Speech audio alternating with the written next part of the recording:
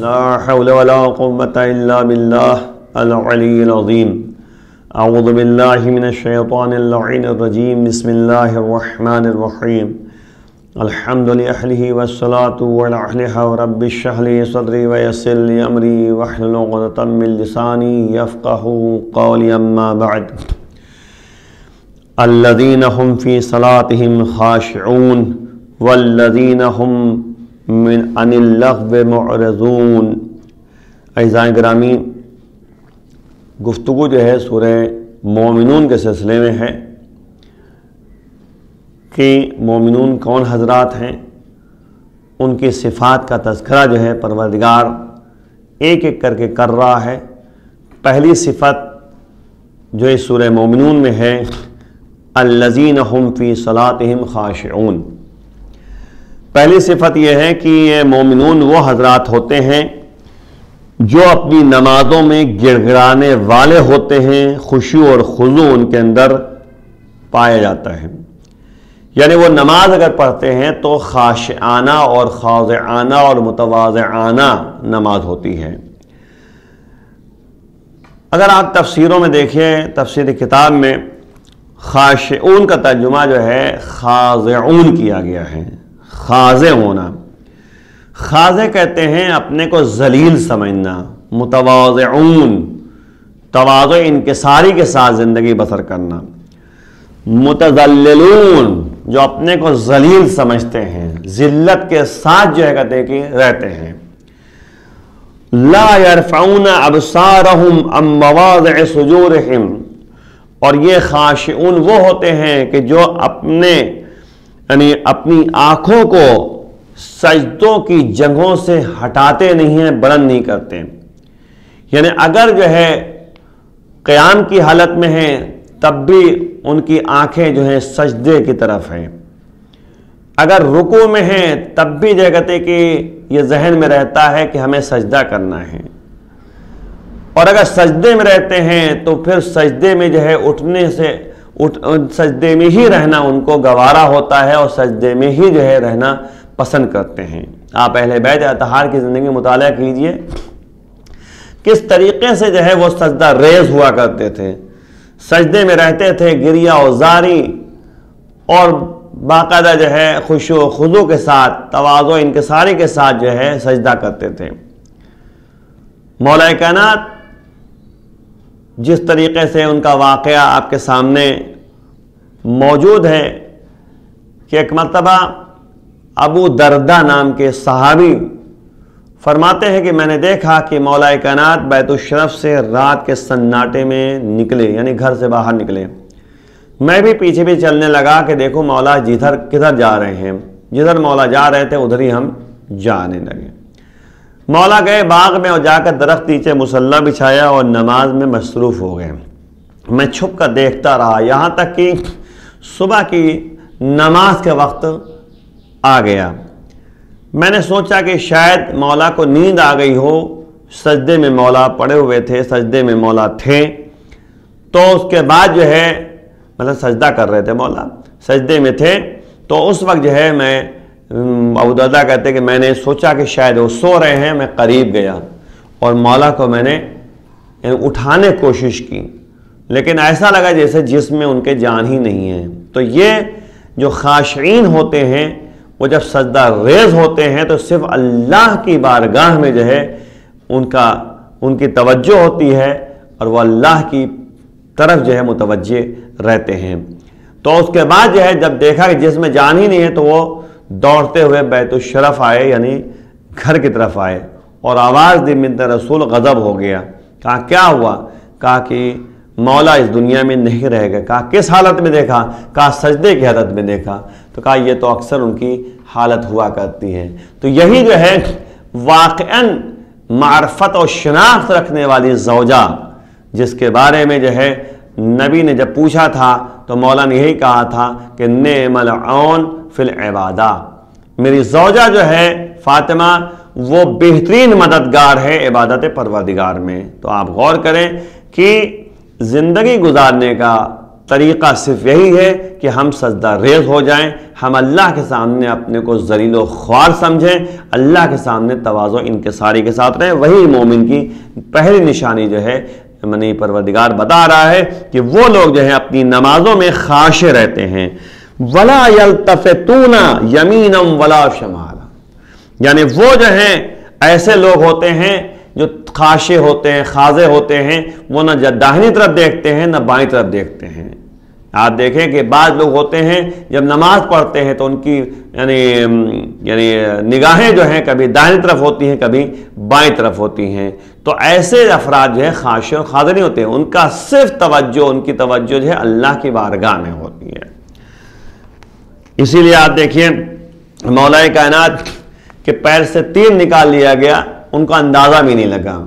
ظاہر سی بات ہے پیر میں تیر تھا لگا ہوا، تیر تو لوگ نکالنے کی کوشش کر رہے تھے لیکن درد بہت ہو رہا تھا، تو نبی کریم ادھر سے گزرے، انہوں نے کہا کہ کیا بات ہے، کہا کہ ایسی سی بات ہے، کہا اچھا رہن دو، ابھی نماز کا وقت ہونے والا ہے، نماز کی حالت میں نکال لینا۔ اور وہی ہوا کہ جب مولا سجدے میں گئے تو ان کے پیر سے تیر نکال لیا گیا لیکن ان کو اندازہ بھی نہ ہوا۔ اور یہی جو ہے زین العابدین علیہ السلام کی زندگی کے مطالعہ اگر آپ کیجئے تو مولا بھی اسی طریقے سے اس طرح سے خاشع اور خاضع رہے اور اللہ کی بارگاہ میں خشوع و خضوع کے ساتھ جو ہے یعنی نماز پڑھ رہے تھے کہ سجدے کی حالت میں تھے، اژدہا انگوٹھا چباتا رہا لیکن مولا نے جو ہے سجدے سے سر نہیں اٹھایا، اور نماز جب مکمل ہو گئی تو ندائے پروردگار آئی، انت سید الساجدین وانت زین العابدین۔ غور فرمایا آپ نے، یعنی یہ اللہ والے ہوا کرتے ہیں جو خشوع و خضوع کے ساتھ جو ہے نمازوں میں مصروف رہتے ہیں۔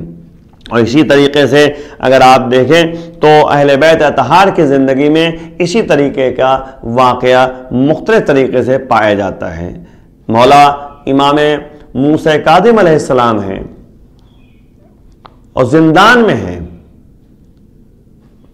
حکومت وقت نے یعنی ہارون رشید نے جو ہے ملعون نے ایک فاحشہ کو بھیجا، جو فاحشہ تھی یعنی جو غلط کام کرتی تھی، اس کو بھیجا تاکہ جو ہے ان کو یعنی نماز سے اور عبادت سے جو ہے یعنی جو مصروف رہتے ہیں ان کو خلل وارد کر کے ان کو نماز سے ہٹایا جا سکے اور یعنی عبادت سے دور کیا سکے۔ جب عورت وہاں پہنچی ہے، وہ فاحشہ عورت جب زندان میں پہنچی ہے تو مولا اپنی نمازوں میں مصروف ہیں، وہ سامنے تھی لیکن مولا نے اصلاً توجہ نہیں کیا، وہ اپنی نمازوں میں مصروف رہے، خشوع و خضوع کے ساتھ نمازیں پڑھتے رہے۔ وہ عورت آخر کار جو ہے وہ خود سجدے میں چلی گئی اور خود سجدہ ریز ہو گئی۔ جب اس سے پوچھا گیا، کہا کہ میں نے ان کی نماز کو دیکھا، ان کے سجدوں کو دیکھا، ان کے روب و دبدبوں کو دیکھا، نتیجے میں مرعوب ہو گئی اور میں خود جو ہے کہتے سجدہ ریز ہو گئی۔ تو دیکھیں یہ ہوتے ہیں مومنین جو امر معروف نہی عن منکر جو اپنے عمل کے ذریعے کرتے ہیں اور لوگوں کو صحیح راستہ دکھاتے ہیں اپنے عمل کے ذریعے۔ تو ہمیں بھی جو ہے اسی طریقے سے زندگی بسر کرنی چاہے جو ہمارے اہل بیت کے چاہنے والے ہیں۔ اور آخر میں جو ہے یعنی ایک روایت ہوئی ہے کہ ان النبی رأى رجلا، بے شک نبی نے ایک آدمی کو دیکھا کہ یعبث بلحیتہ فی صلاتہ، اپنی نماز میں جو ہے اپنی داڑھی سے وہ کھیل رہا ہے، اب جب وہ کھیل رہا ہے تو اس کے بعد فقالا، نبی نے کہا اما انہ لو خشع قلبہ لخشعت جوارحہ، نبی نے فرمایا کہ یاد رکھو اگر وہ اس کا دل خاشع ہوتا، قلبہ اس کا دل اگر خاشع ہوتا، خشوع خضوع اگر دل میں پیدا ہو جائے تو اس کے جوارح اور اعضاء بھی جو ہے خاشع ہو جائیں گے۔ یعنی کیا مطلب، یہ داڑھی سے نہیں کھیلے گا۔ پھر جیسے عام طور پہ ہوتا ہے کہ ہم داڑھی سے کھیلتے ہیں اور یعنی کبھی ادھر ہاتھ کبھی کھجلی کر رہے ہیں، یہ تمام چیزیں جو یعنی بیہودہ کام ہونے لگتا ہے کبھی جو ہے یعنی، تو یہ تمام چیزیں جو ہیں یعنی نماز میں جو ہے اکثر جو ہے ہوتا ہے، تو یہ چیزیں نہیں ہونی چاہیے۔ تو وہی نبی فرما رہے ہیں کہ اگر دل اس کا خاشع ہوتا اگر دل اس کا خشوع و خضوع میں مبتلا ہوتا تو اس کے اعضاء جوارح بھی جو ہے خشوع و خضوع کرتے ہیں، یعنی اس کا ہاتھ بھی اپنی یہاں پہ ہوتا اور اس کی نگاہیں صرف سجدے کی طرف ہوتی اور نتیجے میں جو ہے وہ اللہ کی طرف جو ہے دل متوجہ ہوتا۔ وفی ھذا دلالۃ علی ان الخشوع فی الصلاۃ یکون بالقلب وبالجوارح۔ اس روایت میں اگر غور کیا جائے، اس قدر روایت میں اگر دیکھا جائے تو یہ دلالت ہے اس بات کے اوپر، یہ گواہی ہے اس کے اوپر کہ خشوع و خضوع نماز میں وہ دل کے ساتھ بھی ہے اور اعضاء و جوارح کے ذریعے بھی ہے، یعنی انسان کا دل بھی خاشع ہوتا ہے اور انسان کے اعضاء و جوارح بھی خشوع اور خضوع میں مبتلا رہتے ہیں، وہ بھی اللہ کی طرف جو ہے متوجہ رہتے ہیں۔ یعنی صرف یہ نہیں کہ انسان کا دل جو ہے اللہ کی طرف متوجہ، بلکہ اس کے ہاتھ اور پیر اور دماغ اور آنکھیں اور کان سب جو ہے اللہ کی طرف متوجہ ہوں۔ وَأَمَّا بِالْقَلْبِ، لیکن قلب کے ذریعے اگر دیکھا جائے تو وہ تمام اس کی ہمت کو جمع کرتا ہے، اکٹھا کرتا ہے، دل جو ہے صرف اب اس طرح متوجہ ہوتا ہے کہ ہم اللہ کی عبادت کر رہے ہیں، صرف عبادت کے لیے، نماز کے لیے تمام ہم و غم اس کا نماز ہے۔ یعنی وہ دل میں یہ نہیں سوچتا کہ ہمیں دکان پہ جانا ہے، ہمیں اتنا حساب کرنا ہے، ہمیں اتنا اس کو دینا ہے۔ یہ سب جو ہے کبھی کبھی نماز میں ہوتا ہے کہ انسان جو ہے دل میں سوچ رہا ہے کہ ابھی جو ہے ہم کو وہاں جانا ہے، ابھی ہم کو ادھر جانا ہے، ابھی وہ حساب کرنا ہے، ابھی وہ کتاب کرنا ہے۔ تو یہ سب چیزیں جو ہیں اگر واقعاً جو ہے دل خاشع ہوگا تو انسان کا پورا ہم و غم ہوگا نماز کی طرف، عبادت کی طرف۔ وَالْإِعْرَاضُ عَمَّا سِوَاهَا، اور جو کہتے کی چیزیں جو ہیں خشوع و خضوع سے دور کریں، اس سے جو ہے انسان اعراض کرے گا، کبھی جو ہے انسان کا دل متوجہ دوسری طرف نہیں ہوگا۔ فَلَا يَكُونَ فِيهِ غَيْرُ الْعِبَادَةِ وَالْمَعْبُودِ، اور نتیجہ کیا ہوگا؟ اس خشوع و خضوع میں جو ہے کبھی وہ یعنی غیر معبود کی طرف متوجہ نہیں ہوگا، غیر عبادت کی طرف جو ہے متوجہ نہیں ہوگا، اصلاً جو ہے کہتے کہ توجہ ادھر ادھر نہیں کرے گا۔ یہ تو دل کی بات ہو گئی۔ وَأَمَّا الْجَوَارِحِ، اگر اعضاء و جوارح کی بات کریں، فَهُوَ غَضُّ الْبَصَرِ، یعنی وہ ہے کہ آنکھوں کو نیچی رکھنا، غض البصر یعنی اپنی آنکھوں کو نیچی کرنا، وَالْإِقْبَالَ عَلَيْهَا، اور واقعاً جو ہے آنکھیں جو ہیں سجدے کی طرف ہوں، نماز کی طرف ہوں، اللہ کی طرف متوجہ رہیں، وَتَرْكُ الْالْتِفَاتِ وَالْعَبَثِ، اور وہ جو ہے توجہ جو ہے ادھر ادھر نہ ہو، یعنی آنکھیں جو ہے ادھر ادھر نہ یمین کی طرف جائیں نہ شمال کی طرف جائیں، نہ دائیں طرف جائیں نہ بائیں طرف جائیں، بلکہ صرف اور صرف جو ہے وہ یعنی نظریں جو ہیں نیچی رہیں، سجدے کی طرف رہیں، اور یہ یعنی اللہ کی عبادت کے لیے جو ہے یعنی متوجہ رہے، بس یہ ہے، ادھر ادھر توجہ نہ کریں۔ بہرحال جو ہے یعنی ابن عباس فرماتے ہیں کہ خشوع کا مطلب یہ ہے کہ وہ جو ہے نہ داہنی طرف جو ہے کسی کو دیکھتا ہے اور نہ بائیں طرف کسی کو دیکھتا ہے۔ روایت ہوئی ہے رسول خدا صلی اللہ علیہ وسلم سے کہ کان یرفع بصرہ الی السماء فی صلاتہ فلما نزلت الآیہ تأتى رأسہ ورما ببصرہ الی الارض۔ کبھی کبھی ایسا ہوتا تھا نبی کریم کے لیے کہ وہ اپنی آنکھوں کو جو ہے آسمان کی طرف بلند کرتے تھے نماز کی حالت میں، اور جب کوئی آیت نازل ہوتی تھی تو وہ جو ہے اپنے سر کو جو ہے یعنی نیچے کرتے تھے اور اس کے بعد جو ہے اپنی آنکھوں کو زمین کی طرف جو ہے کر دیتے تھے، یعنی اس طرح سے جو ہے بہرحال ہوتا تھا، یعنی ادھر ادھر دیکھنے کی ضرورت نہیں ہے، صرف جو ہے کہتے ہیں اللہ کی طرف متوجہ ہونا ہے۔ یہ جو ہے خشوع و خضوع کے بارے میں بیان کیا گیا ہے۔ تو مطلب یہ کہنے کا یہ ہے کہ اگر واقعاً غور کریں جو نماز میں خشوع و خضوع کی بات ہے، تو ایک بات درمیان میں آ گئی تو کہتا چلوں کہ ویسے تو نماز کے سلسلے میں میں نے مختلف جو ہے کہتے گفتگو مختلف طریقوں سے کی ہے، لیکن بات یہاں پر ہے کہ پہلی صفت یہ ہے کہ وہ اپنی نمازوں میں خشوع و خضوع کرتے ہیں۔ دیکھیں سب سے اہم مسئلہ یہ ہے کہ ہم نماز جب پڑھتے ہیں تو ہمارا جسم پورا جو ہے بہرحال جو ہے عبادت الہیہ میں ہوتا ہے، کیونکہ ظاہر سی بات ہے کہ پیشانی ہم سجدے میں رکھتے ہیں، رکوع کرتے ہیں، دیکھا ہاتھ جو ہے گھٹنے اوپر ہے، اس کے بعد پہ جو ہے ہم یعنی پیر جو ہے کہتے ہیں کہ انگوٹھا رکھتے ہیں، پھر جو ہے کہتے ہیں کہ ظاہر سے بات ہے ہاتھ جو ہے نیچے رکھتے ہیں، تو انسان کا پورا جسم جو ہے وہ نماز کی حالت میں رہتا ہے۔ تو نماز جو ہے اعضاء و جوارح کے ساتھ ساتھ قلب کے ساتھ ساتھ، یعنی یوں کہیے کہ دل و دماغ اور اعضاء و جوارح سب کے سب جو ہے عبادت پروردگار میں ہے۔ اب یہ نہیں ہونا چاہیے کہ ہم صرف نیت کر لیں کہ 2 رکعت نماز پڑھتا ہوں واجب قربۃ الی اللہ کہہ کر جو ہے اس کے بعد جو ہے ہم نماز شروع کر رہے ہیں اور نماز ختم ہی ہو گئی، ہمیں پتہ بھی نہیں چلا کہ نماز کب ختم ہوئی۔ جب السلام علیکم ورحمۃ اللہ وبرکاتہ ہم نے پڑھ لیا تب پتہ چلا کہ اوہو نماز کی حالت میں ہم تھے، کیونکہ دماغ کہیں اور تھا۔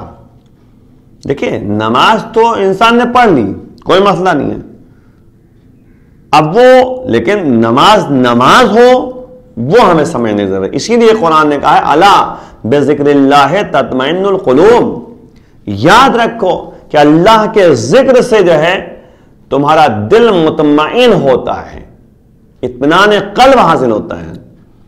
اور اللہ نماز اگر آپ دیکھیے تو نماز جو ہے وہ ذکر اکبر ہے۔ قرآن نے کیا کہا؟ ذکر اکبر ہے، سب سے بڑا ذکر جو ہے نماز ہے۔ اور نماز کے بارے میں اسی لیے جو ہے حد فاصل قرار دیا ہے نماز کو، کفر اور ایمان کے درمیان حد فاصل ہے نماز، یعنی اب نمازی جو ہوگا وہ اہل ایمان میں سے ہوگا، جو نمازی نہیں ہوگا وہ اہل کفر میں سے ہوگا، کیونکہ شیطان کا مشن ہی یہی ہے کہ نماز سے دور کر دینا۔ اور نماز کے بارے میں جو روایت یہ کہتی ہے کہ ان قبلت ما سواہا وان ردت ما سواہا، اگر نماز جو ہے بارگاہ معبود میں قبول ہے تو اللہ دوسرے اعمال کو بھی قبول کر لے گا، اور اگر نماز رد ہو گئی اللہ کی بارگاہ میں تو دوسرے اعمال بھی رد ہو جائیں گے۔ تو یعنی کہنے کا مطلب یہ ہے کہ نماز جو ہے پیمانہ ہے، معیار ہے، میزان ہے، تولنے کا ذریعہ ہے۔ اب ہم نماز جیسی ہوگی ویسے دوسرے اعمال قبول ہوں گے۔ نماز خشوع و خضوع ہے، نماز اللہ کے لیے ہے، تو کیا کہنا۔ اسی لیے آپ دیکھیے کبھی کبھی ایسا ہوتا ہے کہ انسان جو ہے کسی طرح سے بس جلدی سے پڑھ لو، اور یہاں تک جو ہے یعنی امام رضا علیہ السلام نے ارشاد فرمایا کہ لا ینال الشفاعۃ من استخف بصلاۃہ ولا یرد علی الحوض۔ امام فرماتے ہیں کہ میری شفاعت اس تک پہنچ ہی نہیں سکتی جو نماز کو ہلکا سمجھے، سبک سمجھے۔ اور ظاہر سے بات ہے کہ نماز کو جو سبک سمجھے گا، سبک کا مطلب کیا ہوتا ہے؟ ہلکا سمجھنا، اہمیت نہ دینا، تو شفاعت امام کے نہیں پہنچنے والی۔ تو آپ بتائیے کہ جب یعنی نماز پڑھنے والے جو افراد ہیں اور نماز کو ہلکا سمجھتے ہیں ان کو مولا کی شفاعت نہیں ہونے والی، تو جو تارک صلاۃ ہوں گے، جو نماز کو جو ہے ہلکا سمجھیں گے اور نماز کو ترک کریں گے، ان کے لیے کیا ہوگا؟ تو وہی مسئلہ ہے کہ نماز کی اہمیت کو سمجھیں اور اللہ کی یاد میں جو ہے اسی لیے آپ دیکھیں سورہ یعنی اس ارائیت الذی یکذب بالدین فذلک الذی یدعو الیتیم ولا یحض علی طعام المسکین فویل للمصلین، دیکھا آپ نے، فویل للمصلین، وائے ہو اس نماز پڑھنے والوں پر، الذین عن صلاتہم ساہون، فویل للمصلین، یعنی نماز پڑھنے والوں پر ویل ہو، وائے ہو، لعنت ہو، جو اپنی نمازوں میں لاپرواہی کرتے ہیں، یعنی توجہ نہیں کرتے، اصل اہمیت نہیں دیتے، تو ایسے افراد پر اللہ کی طرف سے لعنت ہے، اللہ کی طرف سے ویل ہے، عذاب الہی ہے، تباہی ہے۔ تو اس لیے نماز پڑھیں، نماز کو ہلکا اور سبک نہ سمجھیں۔ تو ایک مرتبہ امام نے جب یہ جملہ کہا کہ لا ینال الشفاعۃ من استخف بصلاتہ ولا یرد علی الحوض، جب مولا نے فرمایا تو پھر راوی نے پوچھا کہ مولا یہ بتائیے استخفاف صلاۃ کا مطلب کیا ہے، نماز کو ہلکا سمجھنے کا مطلب کیا ہے؟ تو مولا نے کہا کہ نماز کو ہلکا سمجھنے کا مطلب یہ ہے کہ اذان کے وقت ہو گیا، کہتا ہے کہ اچھا پڑھ لوں گا، پھر تھوڑی دیر بعد یاد آتا ہے پڑھ لوں گا، یہاں تک کہ آخر وقت جب نماز کا وقت ختم ہونے والا ہوتا ہے تب اٹھتا ہے، جلدی جلدی جو ہے نماز پڑھتا ہے۔ تو ایسے افراد کو جو ہے استخفاف صلاۃ کرنے والا شخص کہا جائے گا، یعنی ہلکا سمجھنے والا کہا جائے گا۔ تو اس کے بعد ایک جملہ اور آپ کے سامنے نقل کرتا چلوں، احب الاعمال الی اللہ الصلاۃ لوقتہا، یعنی بہترین و محبوب ترین جو ہے عمل اللہ کے نزدیک یہ ہے کہ نماز کو بر وقت پڑھنا۔ اور یہ یاد رکھیے گا، اگر آپ دیکھیں تو مناجات خطبہ شعبانیہ میں جو ہے نبی نے فرمایا ہے کہ اگر کوئی اس مہینے میں یعنی ماہ رمضان میں اگر کسی نے ایک فریضہ انجام دیا، واجبات میں سے کسی کو انجام دیا، مثلا نماز واجب ہے، واجب نماز انجام دیا، تو دوسرے مہینے میں 70 فریضے کے برابر ثواب ملے گا۔ آپ غور کریں، اگر اس مہینے میں اگر کسی نے نماز پڑھی اور ایک نماز پڑھی تو دوسرے مہینے میں 70 نمازوں کے برابر ثواب ملے گا۔ تو آپ دیکھیں کتنا یعنی اہمیت والا مہینہ ہے، اس مہینے میں انسان غور کرے اس کو، اور اسی لیے جو ہے قرآن کی تلاوت بھی جو ہے اس میں اہمیت والی چیز ہے، نماز پڑھنا ہے تو وہ اہمیت ہے۔ کوئی بھی عمل انجام دے گا اس کا کئی گنا ثواب ملے گا روز قیامت۔ اگر یہاں تک کہا گیا کہ اگر بات آگے تو ایک جملہ کہتا چلوں کہ اگر کوئی حسن خلق کے ساتھ اس مہینے میں زندگی بسر کرتا ہے، یعنی اچھا اخلاق اپناتا ہے، تو نتیجے میں جو ہے یہ جواز پیدا ہوگا، یہ پروانہ پیدا ہوگا پل صراط سے گزرنے کے لیے، آرام سے گزر جائے گا۔ تو ہمیں باقاعدہ سمجھنا چاہیے، مناجات خطبہ شعبانیہ پڑھیے اور توجہ سے جو ہے سنیے اور غور سے جو ہے اس پر عمل کرنے کی کوشش کریں۔ یہ نبی نے بہت باقاعدہ بتایا ہے۔ اچھا ٹھیک ہے، نماز کے سلسلے میں اس سے زیادہ گفتگو میں نہیں کروں گا، بس ایک جملہ کہہ دینا کافی ہے کہ نماز جو ہے اگر قبول تو دوسرے اعمال قبول ہو جائیں گے، اور نماز اگر جو ہے رد تو دوسرے اعمال بھی رد ہو جائیں گے۔ تو اس لیے نماز کی حیثیت سے پڑھنا چاہیے۔ نمازی بنے، یعنی نمازی ایسا نہ بنے کہ دکھاوا ہونا چاہیے، یہ نہیں ہونا چاہیے کہ نماز کو بہت ہلکا سمجھتے رہیں، بلکہ نماز کو نماز کی حیثیت سے پڑھیں جو ہمارے اہل بیت نے بتایا ہے۔ کیونکہ زیادہ تفصیلی بات پیش نہیں کرنی ہے، بات بہت آگے گفتگو بہت ساری ہے۔ والذین هم عن اللغو معرضون، اور اس کے بعد تیسری آیت یہ ہے، یعنی جو مومنین کی صفات میں سے بیان کیا گیا ہے وہ یہ کہ یہ لوگ ایسے ہوتے ہیں جو لغویات سے دور رہتے ہیں۔ ہم والذین یعنی لوگ ایسے ہیں کہ عن اللغو معرضون، یعنی یہ جو ہے لغو باتوں سے اعراض کرنے والے ہوتے ہیں، لغویات سے دور رہتے ہیں۔ اچھا، لغو کسے کہتے ہیں؟ ہر وہ مہمل بات جس کا کوئی عقلی فائدہ نہ ہو۔ دیکھیں مسئلہ کیا ہوتا ہے کہ ہر کام کا ایک فائدہ ہوتا ہے، نظر آتا ہے۔ اب جو ہے فائدہ کس طریقے سے ہے؟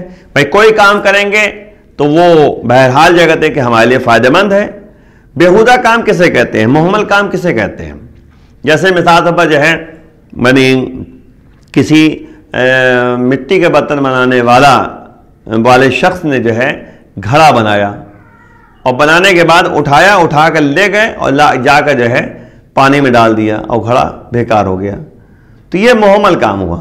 اس کا صحیح کام یہی ہے کہ اس کو گھڑے کو جو ہے سکھائے، سکھانے کے بعد اس کو جو ہے آگ میں رکھے تاکہ وہ گھڑے کی شکل اختیار کرے، وہ پانی کے لیے استعمال کیا جائے۔ تو وہی مسئلہ یہاں پر بھی ہے کہ یہ اہل بیت، یہ مومنین حضرات وہ ہوا کرتے ہیں جو کبھی لغو باتیں ان کے سامنے نہیں آتی ہیں، لغویات سے دور رہتے ہیں، بیہودہ کام سے دور رہتے ہیں۔ اب مسئلہ وہی ہے کہ لغو کام کیا ہے؟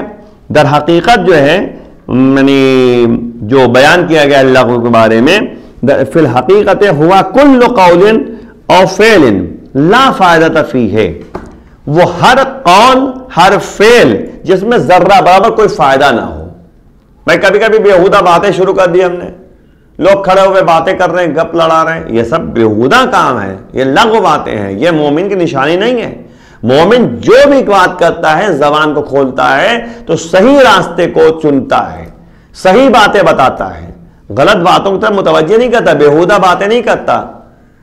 تو یہ سب چیزیں جو ہیں غور کرنے کے بعد ہے۔ فعل کوئی بھی کام انجام دیتا ہے تو بیہودہ نہیں ہونا چاہیے، فائدہ یعنی ایسا فعل ایسا قول جس میں کوئی فائدہ نہ ہو، اور ظاہر سے بات ہے کہ یہ قبیح کام ہے اور واقعاً اس سے دور رہنا ہمارے لیے ضروری ہے اور اس کو ترک کرنا چاہیے۔ یعنی ہمیں ہر اس فعل اور ہر اس کام کی طرف متوجہ ہونا چاہیے، ہر قول کے متوجہ ہونا چاہیے جو واقعا جس کا کوئی نہ کوئی فائدہ ہونا چاہیے، جس کا کوئی نتیجہ نکلنے والا ہونا چاہیے۔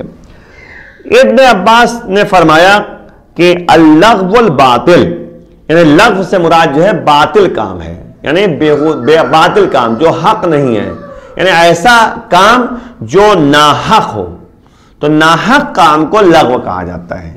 یہ جو ہے ابن عباس نے اس کا ترجمہ کیا ہے۔ اس کے بعد جو ہے بعض نے کہا کہ ہوا جمیع المعاصی، لفظ سے مراد جو ہے تمام گناہ ہے، یعنی جو بھی گناہ دیکھا جائے تو وہ لغویات ہیں۔ ہم نے جھوٹ کہا تو لغویات، ہم نے جو ہے غیبت کی تو لغویات، ہم نے حسد کیا تو لغویات، ہم نے کسی کی مال ہڑپ لیا تو لغویات، ہم نے خمس نہیں دیا تو لغویات، ہم نے نماز نہیں پڑھی تو لغویات، یعنی ہر کام جو بھی اللہ کی نافرمانی ہو وہ لغویات ہے، وہ لغو ہے۔ اسی طرح جو ہے ایک نے کہا کہ کذب، لفظ مراد جو ہے کذب ہے، اور یہ بھی یاد رکھیے کہ کذب جو ہے ایک ایسی چیز ہے کہ جعلت الخبائث فی بیت وجعل مفتاح الکذب، یعنی تمام خباثتوں کو ایک گھر میں بند کر دیا گیا ہے، اس کی چابی جھوٹ اور کذب ہے۔ تو کذب ایک ایسی چیز ہے جو الکذب خراب الایمان، یعنی یہاں تک روایت موجود ہے کہ کذب جو ہے خراب الایمان، یعنی ایمان کو خراب کرنے کا ذریعہ ہے۔ تو مومن حضرات وہ جو ہوتے ہیں وہ لغویات سے دور رہتے ہیں، یعنی کذب سے دور رہتے ہیں، جھوٹ کام سے دور رہتے ہیں۔ تو اب ظاہر سے بات ہے کہ لغویات یعنی جھوٹی باتیں، جھوٹا کام، جھوٹی یعنی تسلیاں، جھوٹی گتے کی باتیں، یہ تمام چیزیں جھوٹ میں لے آئیے آپ۔ پھر ایک نے کہا کہ نہیں، یعنی لغو سے مراد شتم ہے، برا بھلا کہنا ہے، اسی لیے جو ہے فَإِنَّ كُفَّارَ مَكَّةَ كَانُوا يَشْتَمُونَ النَّبِيَّ وَأَصْحَابَهُ، یعنی بے شک جو ہے مکے والے جو کفار مکے تھے، جو مکے میں جو ہے کافرین تھے، وہ سب جو ہے نبی کو برا بھلا کہتے تھے، ان کے اصحاب کو برا بھلا کہتے تھے، اور واقعاً جو ہے ان کی باتوں کو ماننے کے لیے جو ہے منع کرتے تھے۔ آپ دیکھیں عام طور پہ ہوتا تھا کوئی بھی اگر جو ہے مکے میں آ گیا تو ان کو جو ہے کہتے منع کیا جاتا تھا کہ نبی کے بات نہ سنو، نبی کے پاس نہ جاؤ، یہاں تک کہ روئی دے دیتے تھے کہ کان میں جو ہے روئی ٹھونس لو تاکہ جو ہے نبی کے بات نہ سنو، محمد کی بات نہ سنو، ایسے لوگ تھے وہاں پر۔ اچھا، اب یہاں پر جو ہے ایک جملہ اور آپ کے سامنے بیان کر دیا جائے کہ یعنی ہر وہ کام جو بہرحال جو کہتے ہیں کہ ایک روایت موجود ہے کہ غنا جو ہے اس کو غنا اور لہو اللعاب، یہ سب جو ہے عبث کام ہے اور یہ سب جو ہے لغویات ہیں۔ یعنی لفظ سے مراد جو ہے میں آپ سے بتانا چاہ رہا تھا کہ لفظ سے مراد جو ہے غنا بھی ہے، غنا کا مطلب یہ ہوتا ہے کہ جو گانا بجانا یہ سب جو ہے لغویات ہیں، اور ملاہی یعنی لہو اللعاب یعنی جو بیہودہ کام ہے وہ بھی لغویات میں ہیں۔ تو یعنی مومنین وہ ہوا کرتے ہیں جو لغویات سے دور رہتے ہیں اور بیہودہ کام سے دور رہتے ہیں۔ اور ظاہر سے بات ہے کہ یعنی یہ جو آیہ کریمہ جو ہے آپ کے سامنے میں نے بیان کیا تھا کہ الذین هم فی صلاتہم خاشعون، یعنی مومن وہ ہوتے ہیں جو اپنی نمازوں میں خشوع اور خضوع کے ساتھ رہتے ہیں، اور دوسری صفت جو بیان کی گئی والذین هم عن اللغو معرضون، اور یہ لوگ ایسے ہوتے ہیں جو اپنی لغویات سے جو ہے اعراض کرتے ہیں، لغو یعنی بیہودہ کام، بیہودہ باتوں سے دور رہتے ہیں، اعراض کیا کرتے ہیں۔ انشاءاللہ اس کے بعد جو ہے گفتگو آگے بڑھے گی۔ آخر میں دعا کرتے ہیں بارگاہ معبود میں پروردگار بحق ظاہرہ وابی ہے وبال و بنیہ ہمارے گناہوں کو معاف فرما، پروردگار امام کے آوان و انصار میں شمار فرما، امام کے ظہور میں تعجیل فرما۔ وآخر دعوانا الحمدللہ رب العالمین۔